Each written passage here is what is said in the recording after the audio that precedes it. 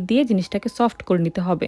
তো মশলা খুব ভালো মতো কষানো হয়ে গেছে। এর মধ্যে আমি কচুরলতি ২ থেকে ৩ মিনিট ভাপিয়ে নিয়েছিলাম লবণ দিয়ে, সেটা দিয়ে দিয়েছি। আমার কাছে মনে হয় কচুরলতি যদি একটু ভাপিয়ে না নেওয়া হয় তাহলে কিন্তু গলায় ধরে। তো এজন্য আমি একটু ভাপিয়ে নেওয়াটা পছন্দ করি। আপনাদের ভালো না লাগলে স্কিপ করতে পারেন। সরাসরি কাঁচা কচুরলতি ব্যবহার করতে পারেন। এর মধ্যে স্বাদ বুঝে আমি লবণটা দিয়ে দিয়েছিলাম। তারপর কিছুক্ষণ কষিয়ে নিচ্ছি। আর এর মধ্যে আমি দিয়ে দিচ্ছি ৪ থেকে ৫ টি কাঁচামরিচ, নেড়ে-চেড়ে কচুরলতি, লইট্টা শুটকি একসাথে বেশ কিছুক্ষণ কষিয়ে নিব।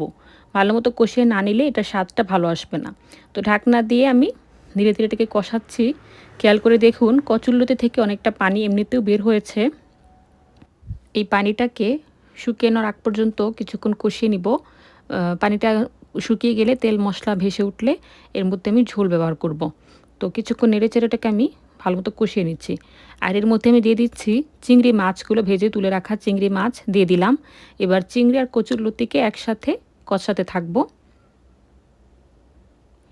এই প্রসেসে একবার বাসায় কচুরলতি দিয়ে চিংড়ি মাছ রান্না করে খেয়ে দেখবেন, খুবই ভালো হয়। বাসায় যদি লইট্টা শুটকি না থাকে সেক্ষেত্রে চ্যাপা শুটকি ব্যবহার করতে পারেন, অথবা অন্য যেকোনো শুটকিও ব্যবহার করে রান্নাটা করে ফেলতে পারবেন। খুবই ভালো লাগে। তো কিছুক্ষণ নেড়েচেড়ে এটাকে কষানোর পর আমি এর মধ্যে ৩ কাপের মতো পানি ব্যবহার করেছি। অবশ্যই চায়ের কাপের কথা বলছি, মেজারমেন্ট কাপ নয়। সবার বাসায় মেজারমেন্ট কাপ থাকে না। তো ঢাকনা দিয়ে এটাকে রান্না করতে থাকবো।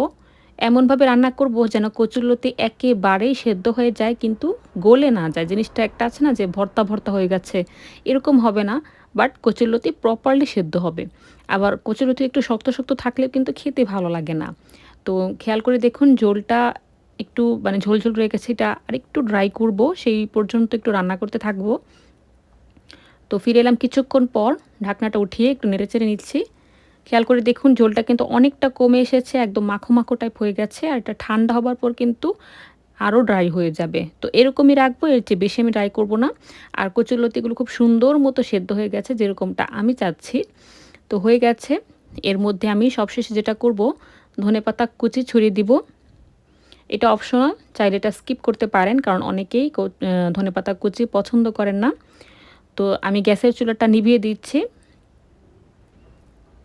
ঢাকনাটা দিয়ে দিলাম। তো দেখলেন তো কত সহজে রান্না করে ফেললাম লইট্টা শুটকি আর চিংড়ি মাছ দিয়ে দুর্দান্ত স্বাদের কচুরলতি। এটা হচ্ছে একটা আঞ্চলিক রান্না। আমাদের বাসায় এইভাবেই কচুরলতিটা বেশিরভাগ সময় রান্না করা হয়ে থাকে। খেতে অপূর্ব লাগে।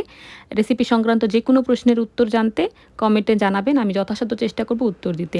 রেসিপি কেমন লাগলো জানাতে ভুলবেন না বন্ধুরা। ভালো লাগলে লাইক, কমেন্ট, শেয়ার এবং সাবস্ক্রাইব করে আমার পাশে থাকবেন। ধন্যবাদ। আসসালামু আলাইকুম।